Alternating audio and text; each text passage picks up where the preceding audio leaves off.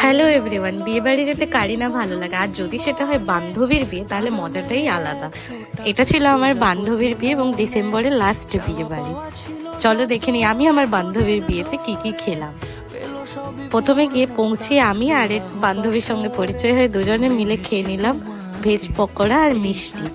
Fuchka counter ছিল কিন্তু ভিড় হওয়ার জন্য আমরা ওটা স্কিপ করে দিই। তারপরে সোজা দেরি না করে চলে যাই মেন কোর্সে ছিল salad, fried rice, chilli chicken. Fried rice chilli chicken দুবার করে রিপিট হয়, দুবারই নিয়েছি, খুবই সুন্দর।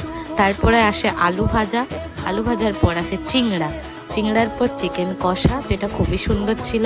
তারপরে আমের চাটনি আর পাঁপড়। পেটে জায়গা না থাকায় মিষ্টিটা আমি স্কিপ করি। দেন আইসক্রিম নিয়ে আমি যাই বাড়ি। আমার ভিডিও যদি ভালো লেগে থাকে তাহলে অবশ্যই লাইক আর চ্যানেলটাকে সাবস্ক্রাইব করো। টাটা।